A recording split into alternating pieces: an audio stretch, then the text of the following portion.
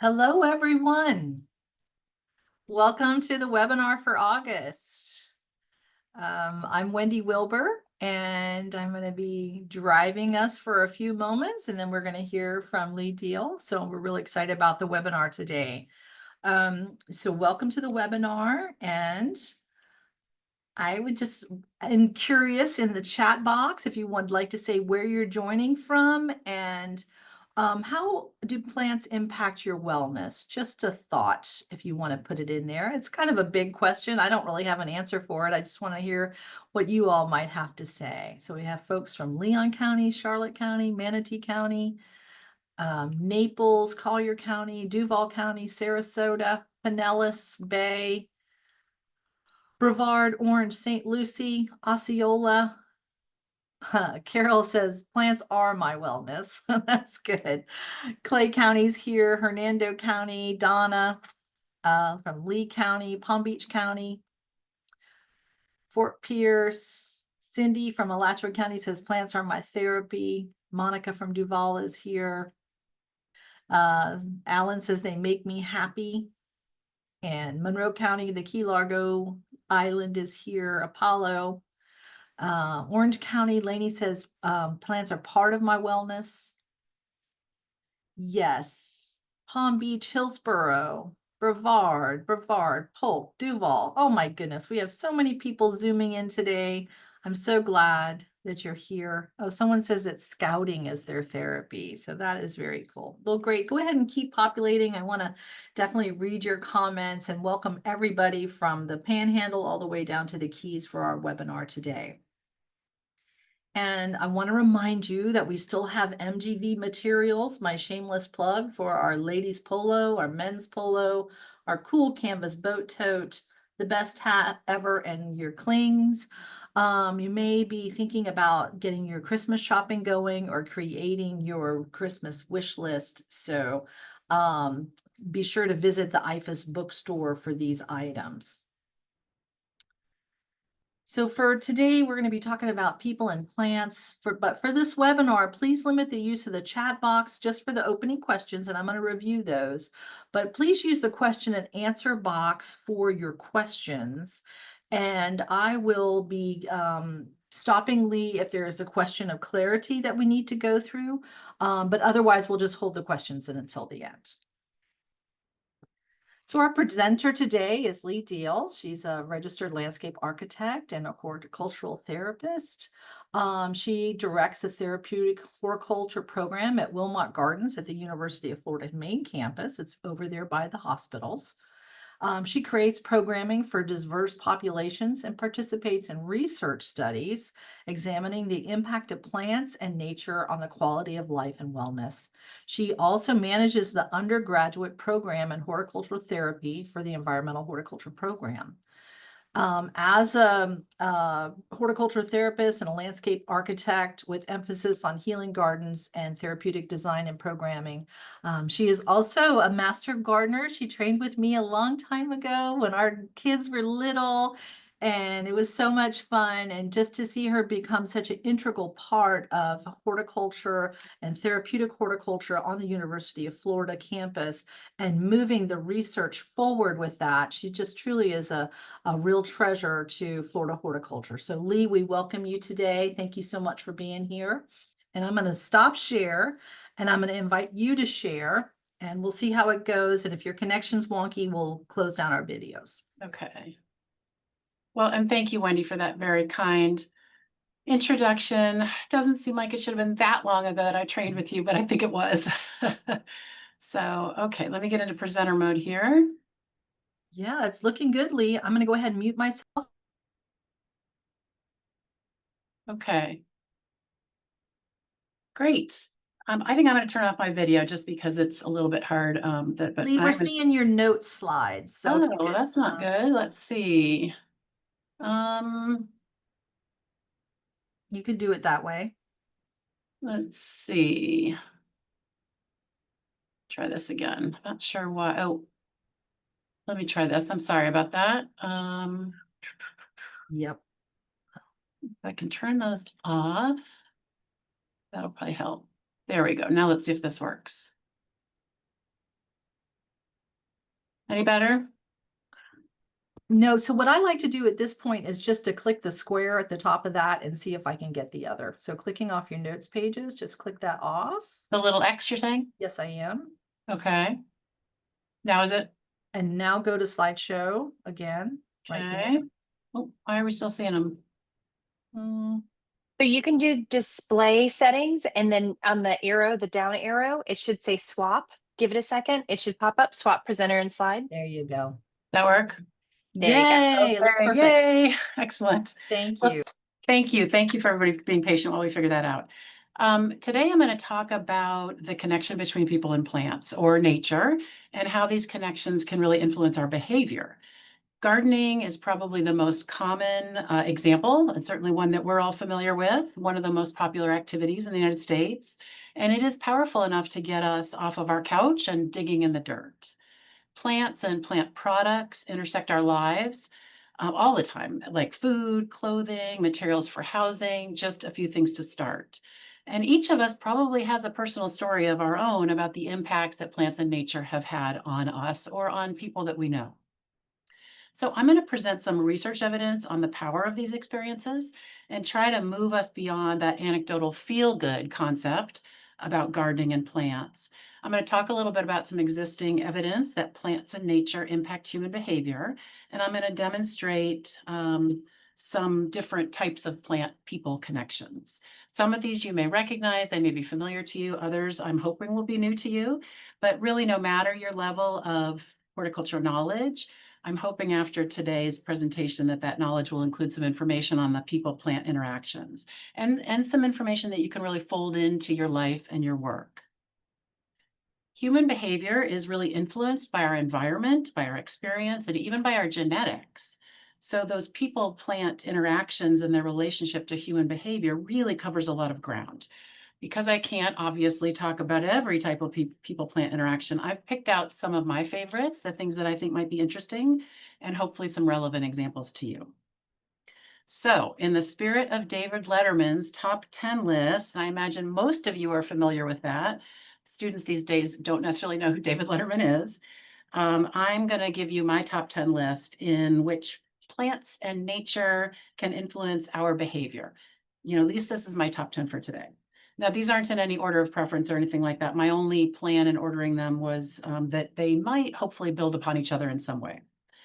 Okay, so number 10 is biophilia. Biophilia is a really great topic to start out with because I bet all of us are guilty of it. And this actually is a guilty pleasure that's good for us. Biologist E.O. Wilson's theory that humans have a latent intrinsic need to connect with nature is widely regarded as the foundation for the people-plant connection. And this is called biophilia. So when we're drawn to azaleas or we're drawn to the digging in the soil, the theory is that we have an innate love for and connection to nature. The connection to the natural world that many of us choose is plants, but biophilia is not limited to just plants. For some, the connection is very strong. For others, it may not show itself at all. And we actually know that there's actually evidence that tells us that if children's natural attraction to nature isn't given opportunities to flourish during their early years, they might actually develop an aversion to nature. And this is what we call biophobia. Actually, this is not a picture of biophobia, but this is a picture of biophobia. So the behaviors of somebody who has biophobia range from discomfort in natural places to contempt for whatever is not man-made or electronic or air-conditioned. Biophobia can really manifest itself in regarding nature as nothing more than a disposable resource. And unfortunately, this perspective is not limited to children. In his groundbreaking book, Last Child in the Woods, Richard Louv uses the term nature attention deficit. And his and others' research have shown that empathy with and love for nature, along with positive environmental behaviors and attitudes, grow from children's regular contact with nature, particularly before the age of 11. And I just want to back up and tell you, by the way, Richard Louv is actually the keynote speaker this October at the American Horticultural Therapy Association annual conference, which is virtual.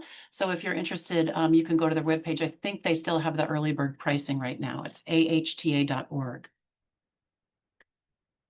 So an important part about this contact with nature is it really needs to be between child and nature, not just between child and child in nature. So in other words, all those nights that I spent as a kid collecting fireflies were helping me to develop those positive attitudes about the natural world. Throwing chestnuts at my little brother that I found on the ground, maybe not so much. So children's emotional connection to nature develops earlier than their ability to logically understand the importance of natural resources. We want to encourage and strengthen that emotional connection to nature so that when children are old enough to understand the human impacts on nature resources, they will already have experienced the importance of nature in their lives. Unfortunately, this is not as easy as a task as it was when we were young. Some alarming research has shown that the average American boy or girl spends just 4 to 7 minutes in unstructured outdoor play each day, and between 2.5 and 5 hours each day in front of an electronic screen for entertainment. On top of that, another study published a couple of years ago revealed that between 59 and 60% of adolescents are screen stacking. And that means that they're using more than one screen at a time. Some reported up to 4 screens at a time. I'm not even sure how that was possible. And this was happening even before COVID. The study generally found higher than average screen times in minorities and those from lower income households. So knowing that, it seems that our role as teacher, activity leader, parent can be significant on many levels. We can facilitate that people-plant connection between through school gardens and home gardens and 4-H programs and field trips. And of course, frequent opportunities for free play and free exploration outdoors. Now, it seems safe to think that if you, let me go back up there. It seems safe to assume here that because you're here, you're on the biophilia end of things. And perhaps as you learn more about the people-plant connection, you can help others that might be farther out on that continuum find their hook, because everybody has a hook in terms of their interest growing in something, whether it's plant collecting or garden viewing, composting, organic gardening. That hook will hopefully expand and encompass even more sustainable and wellness-oriented practices. Okay, number 9. What's that smell? Have you ever been walking along when all of a sudden you catch a scent in the air that triggers a memory? It might happen when you smell something cooking in a restaurant that brings you back to a time in your family's kitchen, or maybe when you're walking through a garden and you come across a particular fragrance that transports you back to your grandmother's garden. Well, we call this a Proustian memory. In the opening chapter of Marcel Proust's novel Swan's Way, the narrator is overcome by the scent of a Madeleine biscuit dipped in linden blossom tea. It brings forth a rush of memories about a long forgotten childhood event. Many of our senses can trigger memory. The sight of something in the attic you haven't seen in a long time, or hearing a song that you haven't heard since your wedding day or your teenage years. Even the touch of something like a fabric that reminds you of your grandmother's linens. These are all sensory roots to memory. The thing that distinguishes the experience of evoking a memory based on smell is that of all the senses, smell is most closely tied to emotions. So that when you trigger a memory based on a smell, it tends to bring with it a flood of emotions, and sometimes those can be intense. And why is that? Well, there's a direct neurological connection between olfaction and emotion processing, which takes place in the limbic system of the brain. The ability to experience emotion grew directly out of the brain's ability to process smell. If you look back at the development of creatures, you can see this. Smell was the first sense to evolve, and it was needed to survive for locating food, for avoiding predators, and for reproducing. So smell was the key form of communication. Even today, when verbal and visual communication are our primary tools for navigating the world, we still react automatically and immediately to smells in our environment. For example, what do you do if you come across, you're visiting a garden and you come across a wonderful fragrance in the air? Well, you're going to go try to find what flower that was or what's producing that smell. But what if you open a container of really spoiled food from your refrigerator? You're going to recoil, physically recoil, and hopefully dump it in the garbage. So when we come across an odor in a space, we immediately like it or dislike it, and it determines whether we choose to approach or to avoid. So through smell and our emotional response to it, we are better positioned to react appropriately to our environment. We often, for good or bad, make assumptions about people based on how they smell.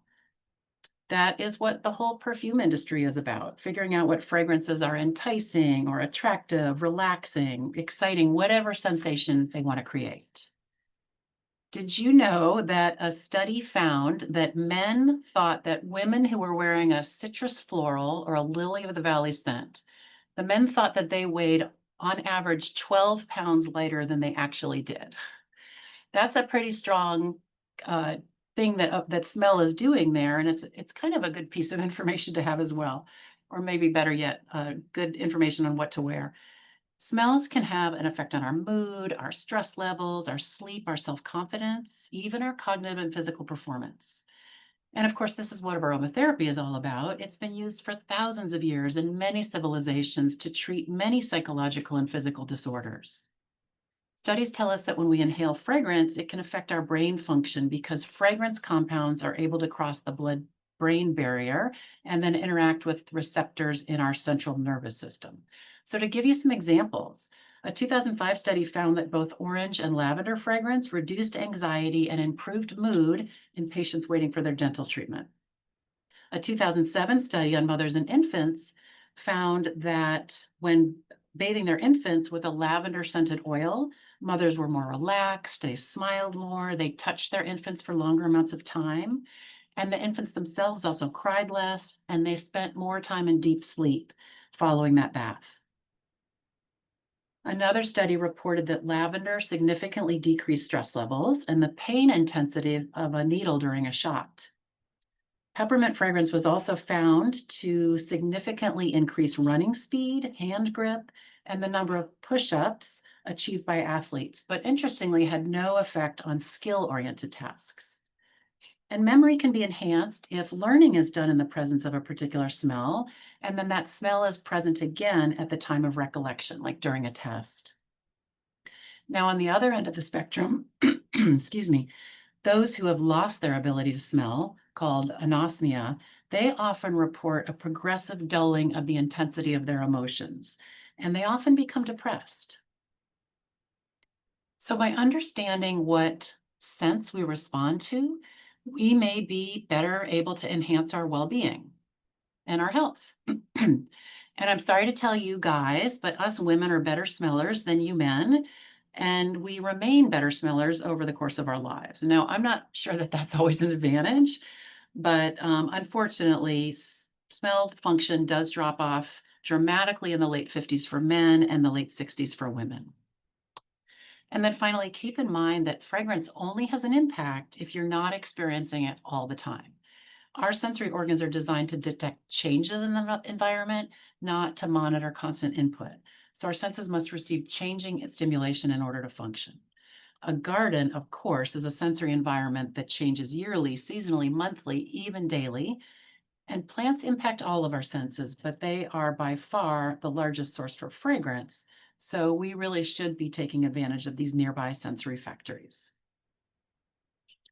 Okay, at number 8, this is fascination theory. Now, I think that probably everybody here has experienced how simply being in the garden, or even just having a good view of a garden, can promote relaxation and help us to feel better.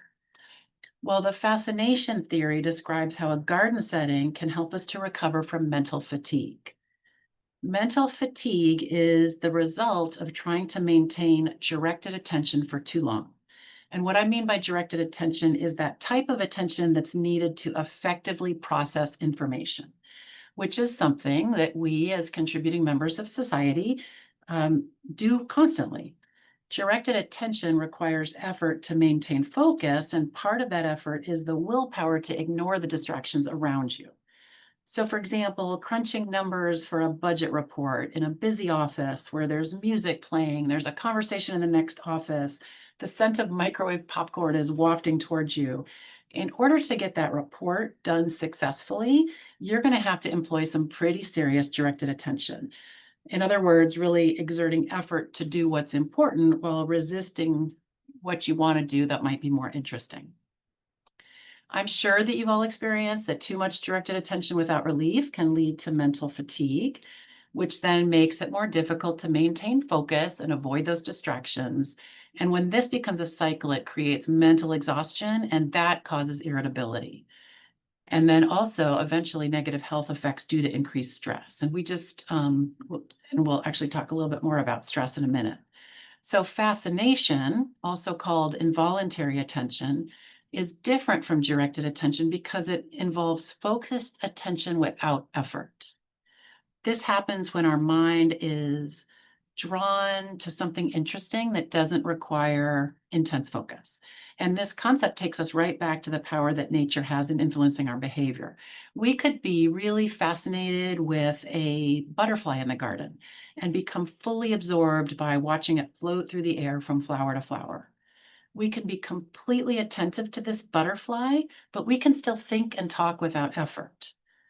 And this, in fact, can really help us to restore our mental fatigue. This type of attention, involuntary or fascinated attention, doesn't contribute to our mental fatigue, and it can help us it can help by providing time to recover that from that mental fatigue by permitting for reflection and thought without directed focus.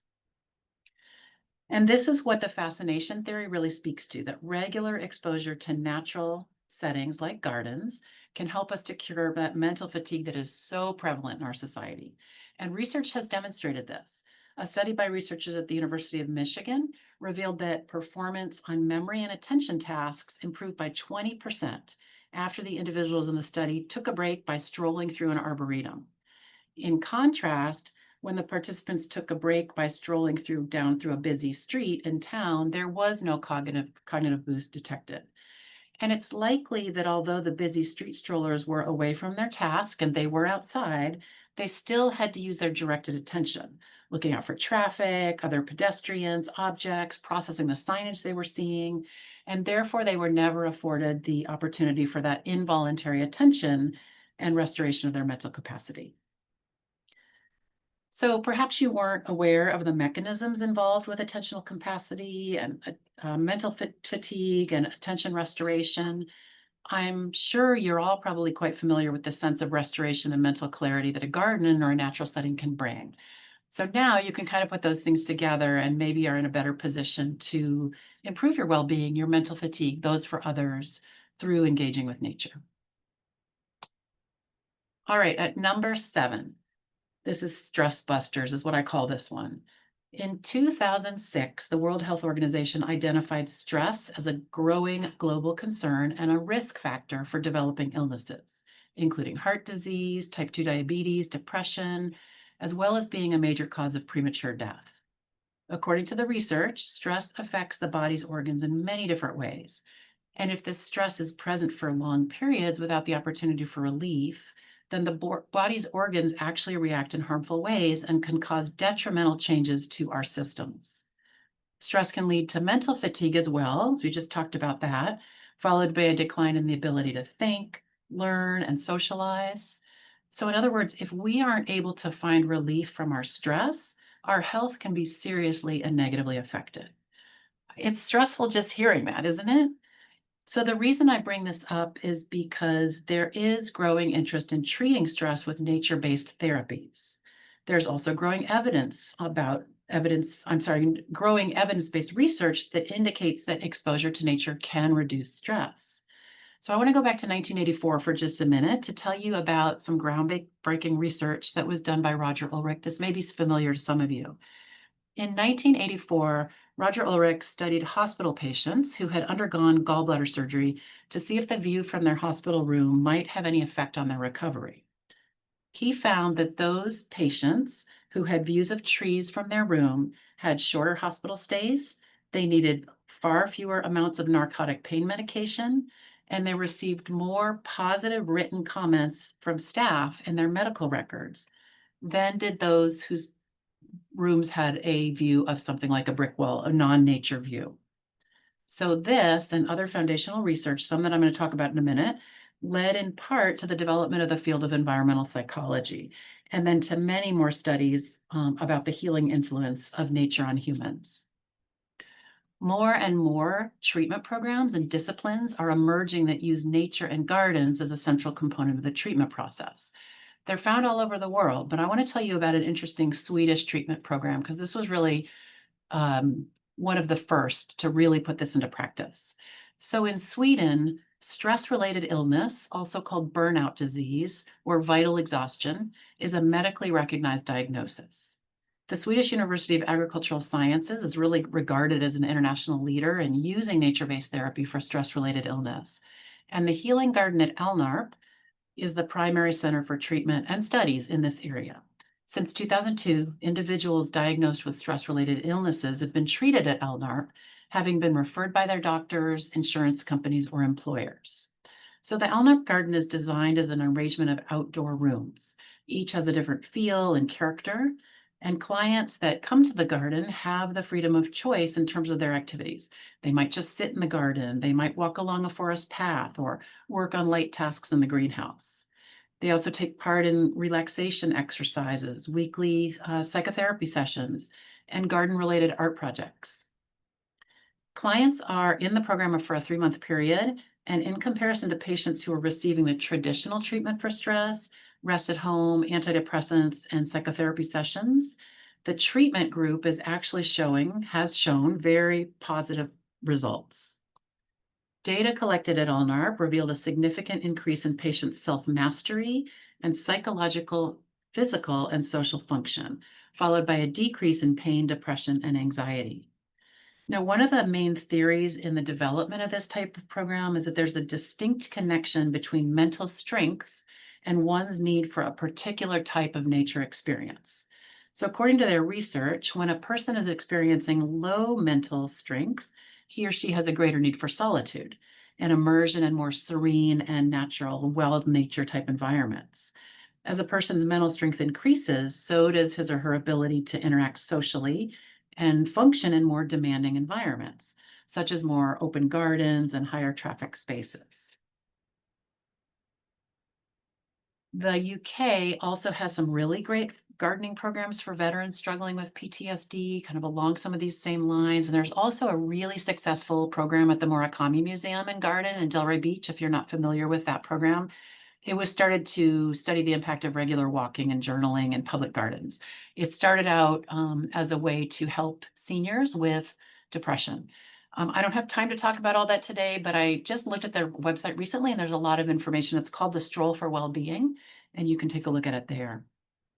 So many of us have access to a pretty powerful stress buster, and that's our gardens or the natural areas around us.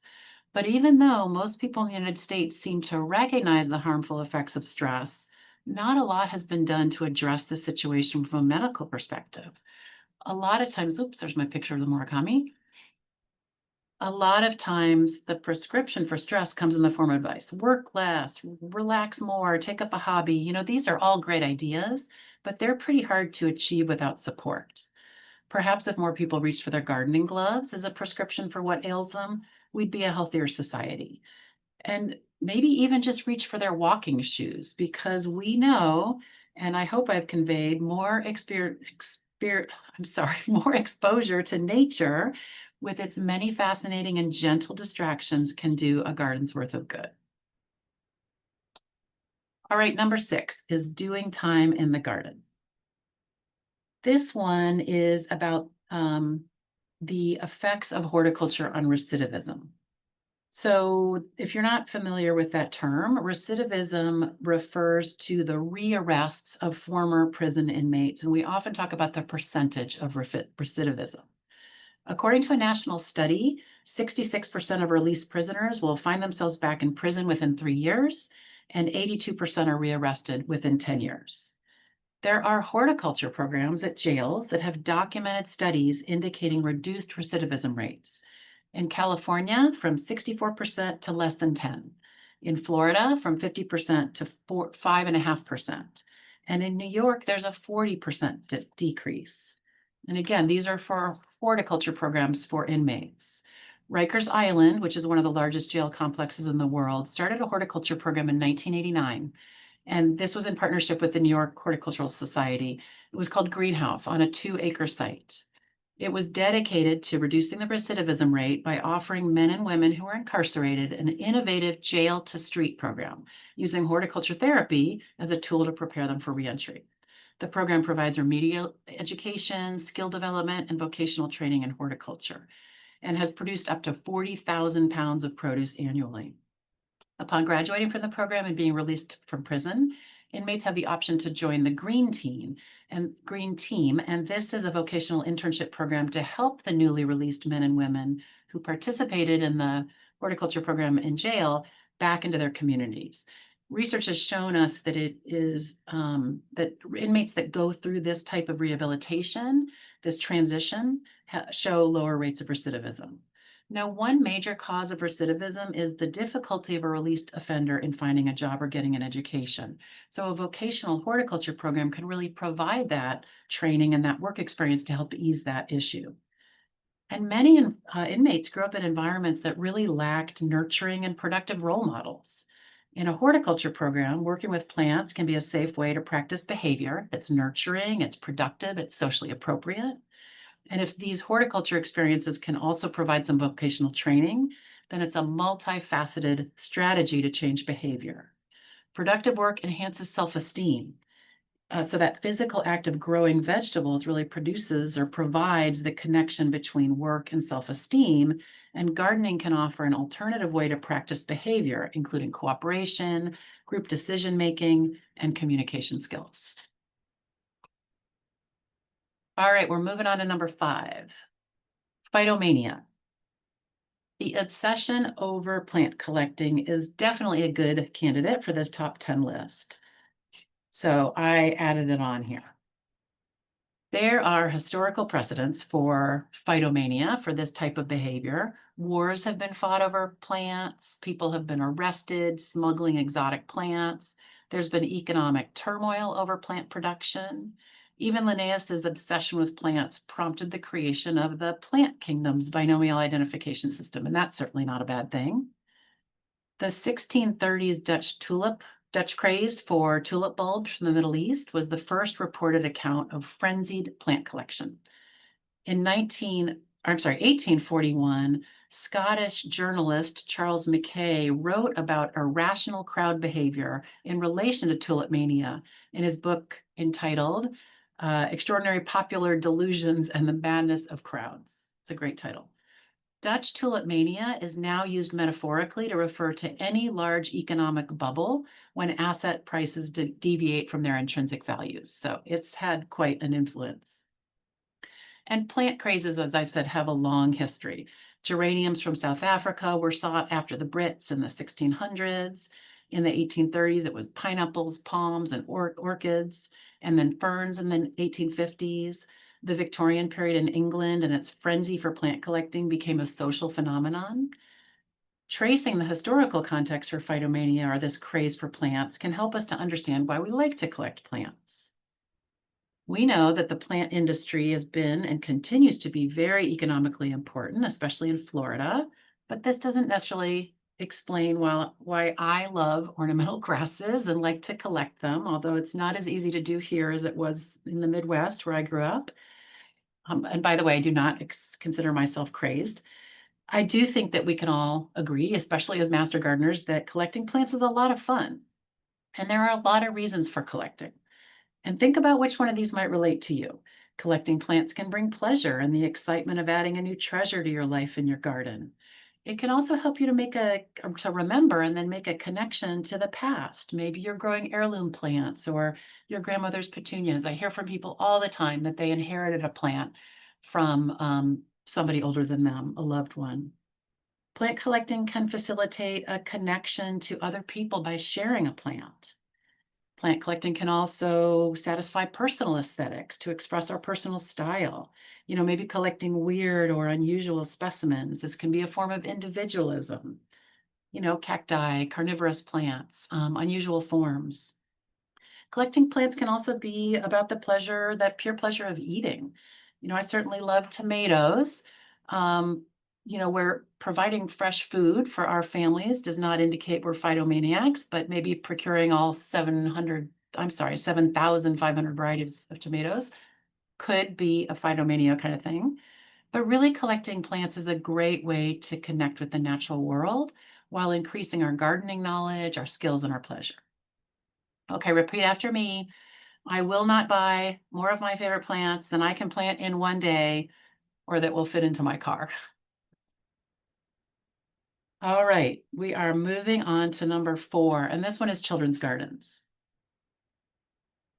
Children's gardens are so important, specifically gardens where children can interact with nature and plants.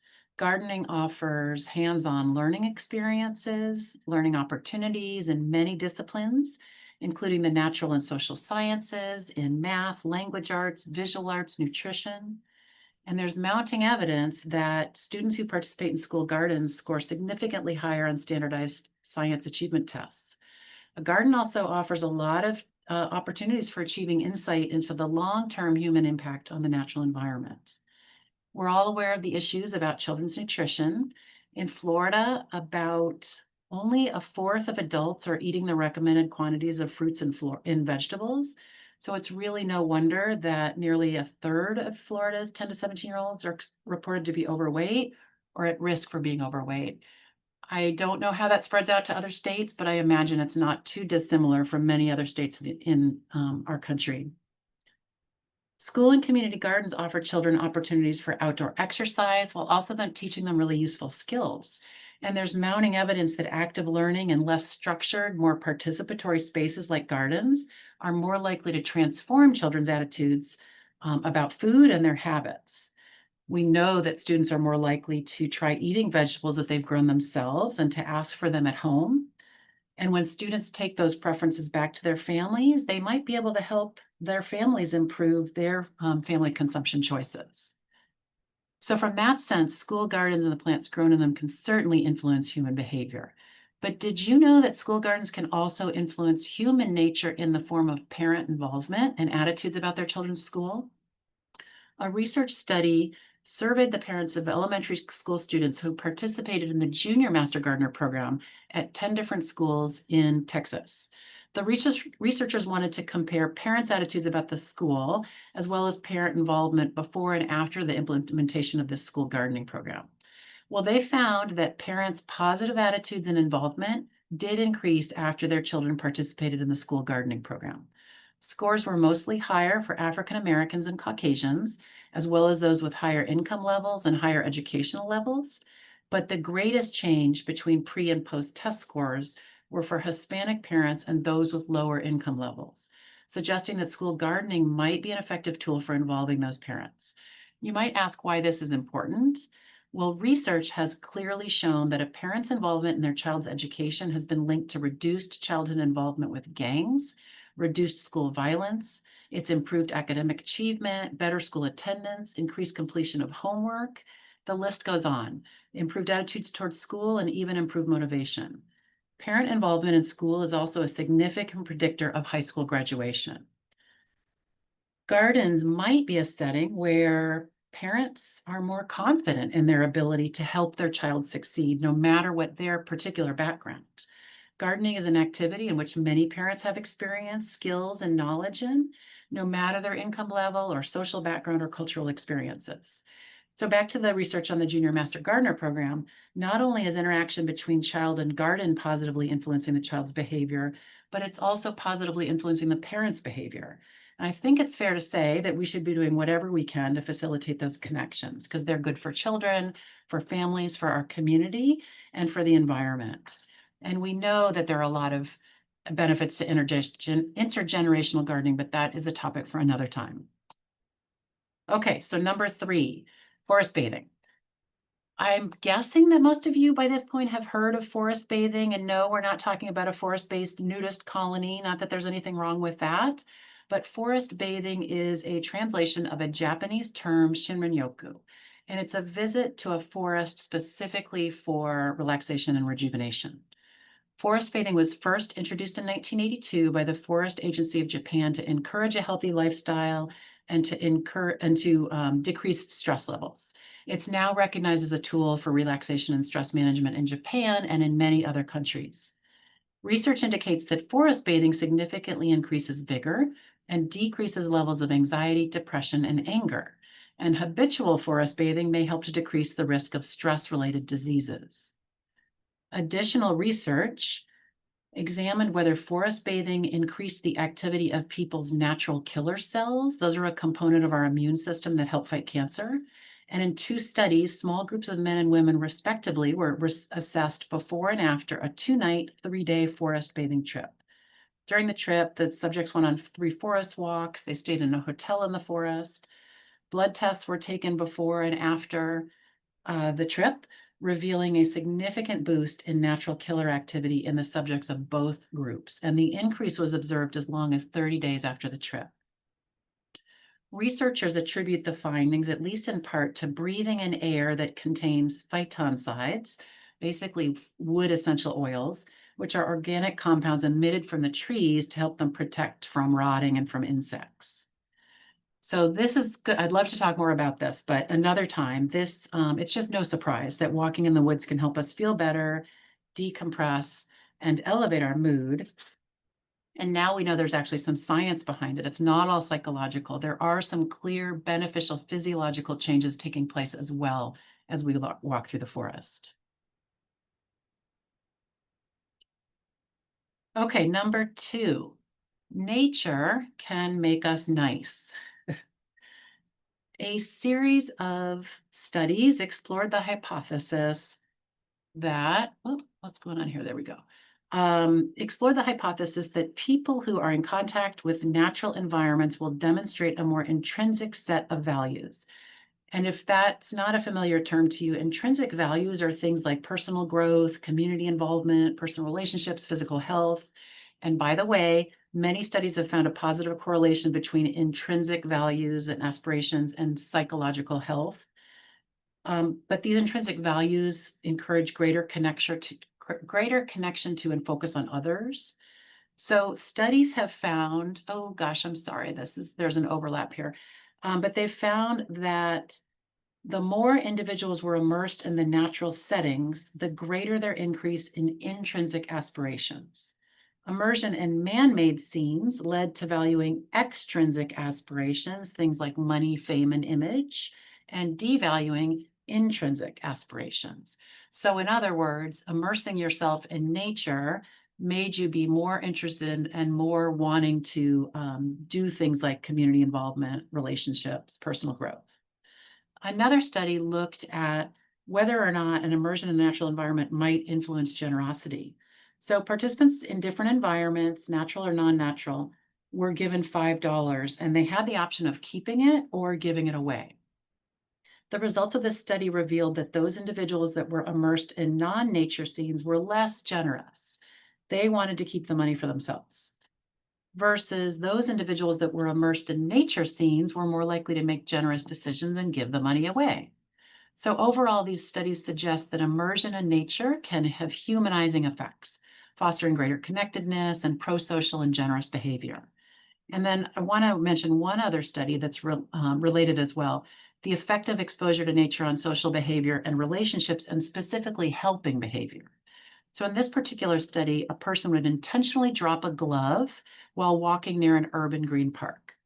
Passersby were observed to see if they would retrieve the glove and return it to the person who dropped it. One set of people were observed before, one set of people were observed before they entered the park, and another set was observed after they'd been in the park. Researchers found that passersby were more likely to return the glove if they saw the glove dropped after they had been in the park themselves. And they concluded that even a short immersion in a natural green environment is sufficient to elicit positive social relationships, and specifically to increasing helping behavior, even toward strangers. So research tells us that valuing and attaining intrinsic aspirations, things like personal growth, community involvement, positive relationships, helping others, things like that, these things can contribute to our wellness. And we know that rich contact with nature can really humanize us and encourage intrinsic behaviors, which is good for us and good for our community. Okay, and finally, the last one is what I'm calling natural selection. Suppose I wanted to do a relaxation exercise right now with all of you. I'd ask you to get comfortable, close your eyes, take some deep breaths, relax. And then I'd ask you to picture yourself somewhere else, somewhere that was relaxing, soothing, calming. How many of you, I know I can't see you right now, but how many of you would conjure up an outdoor space? And how many of these outdoor spaces would be gardens? Or how many of them would be wild nature somewhere? Or maybe the beach? Most of us are drawn to nature when we're looking for an environment that's relaxing. We all respond emotionally, psychologically, physically to nature. And that's, of course, been the running message of my talk today. But would it surprise you to know that despite our different opinions on the ideal landscape, whether a beach, a cultivated garden, landscape preference is in fact based on a few common human needs and desires, even though we all like different plants and we like different styles of gardens. So I want to talk quickly about the way humans function in an environment. There are cues in an environment that provide us guidelines for our behavior and our ability to function within that space. These cues can be verbal, such as speech and signage, or they can be nonverbal, such as views and sounds. Our desire to be in and engage with particular landscapes is based on these environmental cues and those properties of nature that make them up. Rachel and Stephen Kaplan, who are environmental psychologists at the University of Michigan, did a series of studies that examined human preferences for landscapes. So they used a series of photographs of various scenes. Some photos contained scenes with almost no nature, others were totally natural, and still other photos showed a lot of ranges in between. Individuals in the study were asked to sort the photos of outdoor scenes into 5 categories of preference, from scenes they liked very much to scenes they really disliked. And while these studies, of course, showed each individual person's preference for landscapes, which was much more significant was the relationship, a place that the photos placed in the same category pointed. So in other words, what was the relationship between all the photos in the most preferred and in the least preferred categories? Through many series of these studies, definite patterns started to emerge, and the Kaplans were able to determine the environmental components that were essential to a preferred landscape. So what were those? Well, there are a lot of them, but I'm just going to focus on a few because we are actually almost out of time here. Spatial organization, exploration, and mystery is what I'm going to talk about. The first, spatial organization, is a very important component of a preferred landscape because, as it sounds, it's about the organization of a space. You know, is the garden understandable? Does the organization of the space give us ideas about what to do and where to go? The Kaplans attribute the importance of spatial organization to the idea that your reaction to a landscape scene is an outcome of being able to imagine yourself in that landscape and the ease with which you could move around if you were there. Entering the space, acquiring information while still being able to maintain your orientation emerges consistently important elements. For example, scenes of wide expanses of unchanging land were rated very similarly to dense forests in that neither offered obvious opportunities for orientation. Forests that were less dense, that suggested the possibility of paths, offered more information on orientation, direction, and what you might be able to do in that space. Exploration was another important one. It's human nature to want to understand the space that surrounds you, but understanding alone doesn't necessarily create that connection. It's the opportunity of discovery that piques your interest. We prefer circumstances where we have the opportunity to learn something. In other words, the opportunity for exploration and discovery. The Kaplans point out that exploration is an important part of accumulating experience and making sense of things that were previously confusing or unfamiliar. Exploration is also just about the pure joy of discovering something, whether it's a new place, object, view, maybe a new plant, maybe even a new feeling. The act of exploring automatically establishes a frame of mind that's open to suggestion and embracing of new experiences. This frame of mind allows and encourages us to make a personal connection with the landscape, and because of this, there's a greater natural preference for landscapes that offer opportunities to explore. And then the last one is mystery. Mystery, to me, this is one of the most fun ones. It's an essential component of an experiential landscape that undoubtedly invites intrigue, speculation, anticipation, exploration, and it guarantees discovery. You know, the classic examples of mystery in a landscape could be the bend in the path or the river, partial obstruction of the view, sounds coming from another area. Mystery is the promise that new information will be revealed if you move further into the space. Mystery stimulates your interest, it opens up your imagination, it engages you with your surroundings, and even encourages creativity and thought and in action. And it is the element of mystery that connects us to the landscape by encouraging curiosity, exploration, discovery of objects, views, and experiences within the space. So the design of successful gardens uses the concept of spatial organization, exploration, mystery, and some of the other ones I didn't talk about. But what are these things actually made up of? Well, they're made up of the solid arrangement of solid objects like trees, shrubs, flowers, walkways, other touchable objects in the landscape.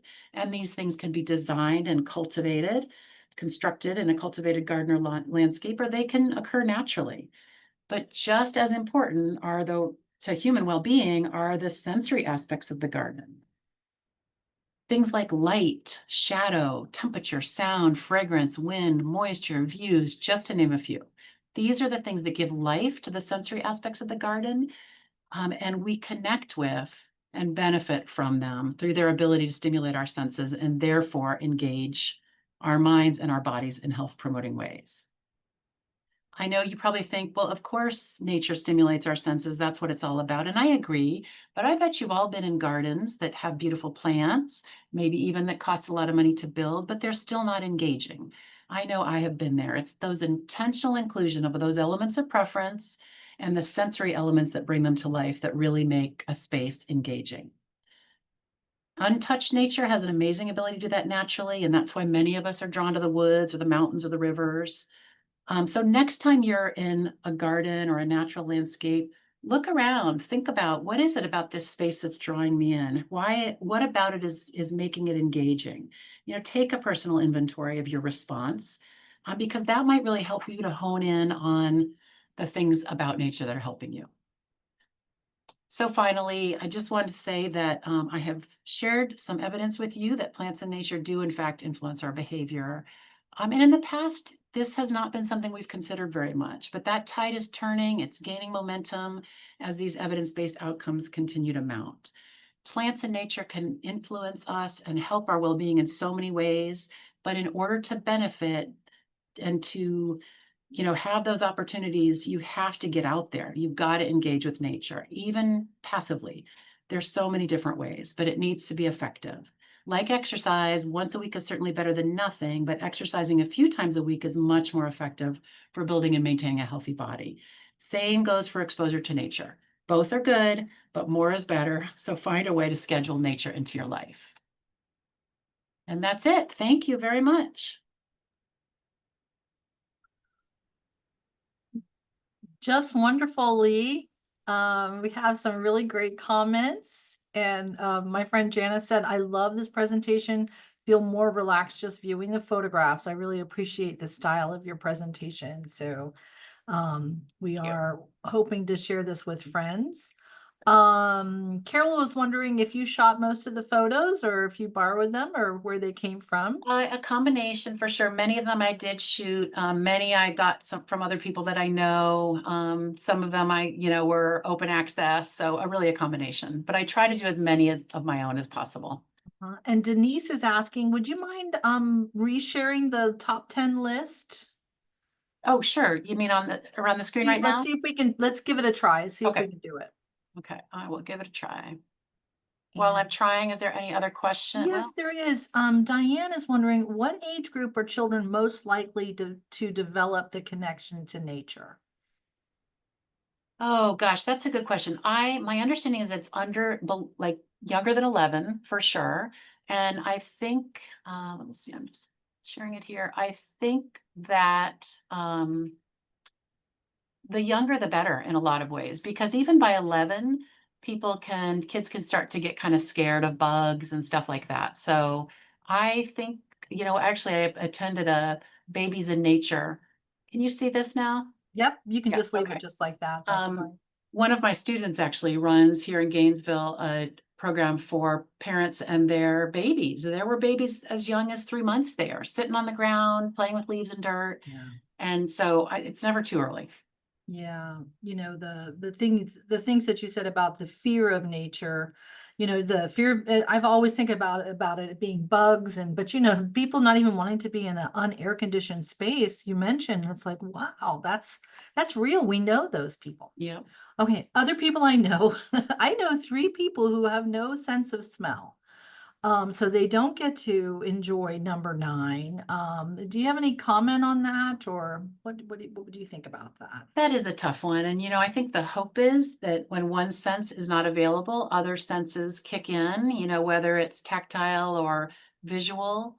But I don't know, certainly any specific research oriented answer to that question, but Yeah, I'm thinking and maybe maybe more texture. common than we even know, Yep. Camille wants to know, do people still talk to their plants? That's And actually is very there funny that you any asked that. indication of the benefits of that? I actually was just interviewed for that exact topic. And Wendy, I'll send that to you because it was an article that came out. It was all about talking to your plants. So yes, that, I think that people do talk to their plants, and I think there's actually some really good benefits to that. So if you want, I'll share you the Sure. link, and you could maybe share it with the master gardeners. Yeah, maybe we can put it in the neighborhood gardener, or use it on our social media or something like that. We'll try to get it out there. Okay. Basim from Seminole said, he's noticed that gardening together in a community garden can help to reduce stress between people. Absolutely. And there's just such opportunities for learning and for relationships and sharing and just all that pro-social behavior that I think is so important. Yeah. Then Christine is talking about the sensory training. Can you retrain your brain from bad memory senses? And I'm wondering if she's seeing a memory or maybe smelling something that's associated, and how to, what kind of exposure would help retrain that? That's a great question. And the answer I want to say is yes, you can do that. I think that would take a professional to help with that transition. But we do know that there is, certain types of sensory stimulation training for people recovering from PTSD and some things like that. So I do think it's possible. That's not something I'm capable of doing. I think that would be more psychotherapy type thing with somebody that specializes in that area, but for sure. But I'm hoping that it's possible. Yes. Jim said that Shinrin Roku is what motivated him to get involved as the master gardener. So that's Great. cool. And Ginny, you are going to get a recording of this presentation. And if you wanted to reach out to Lee for her slides and a PDF, she may be willing to share with you on that. And did you have a QR code up, Lee? That was actually not supposed to be there. That was a interactive QR code that doesn't go anywhere right now, so I apologize. Okay. Yes. All right. Do you have any information about the references on scents and how they affect the brain? I do. I can certainly get hold of those. Is there somebody in particular that wants them? They could email me Yes. or Taya Harris. okay, Taya, I am gonna put my email in the chat box. And let me stop my share here.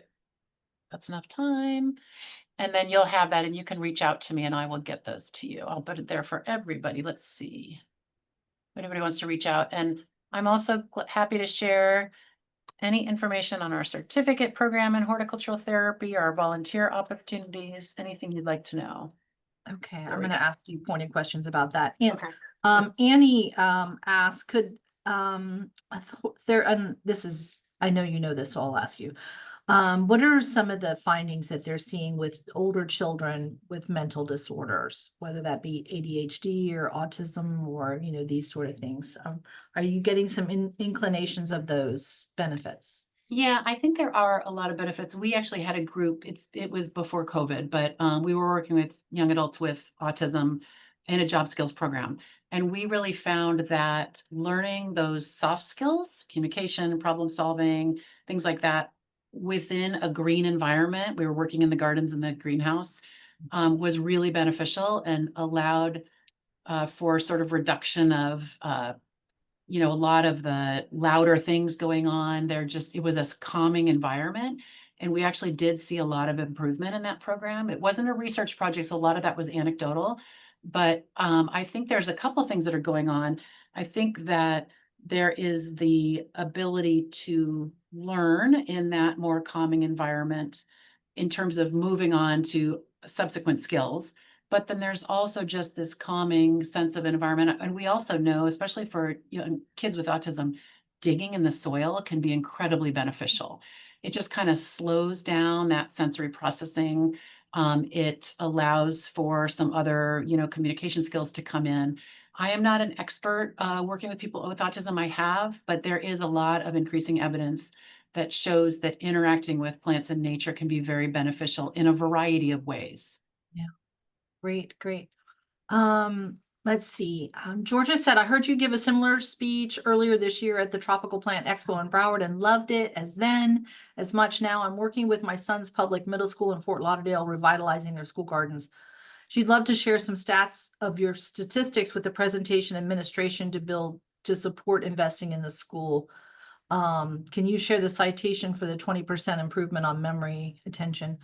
I don't know if you want to do that live or if you'd like to send that to her, Lee. Yeah, I would have to go back through my notes to find it specifically, but yeah, if you can email me, I'd be happy to do that. I've got it all. It's just not right at my fingertips right now.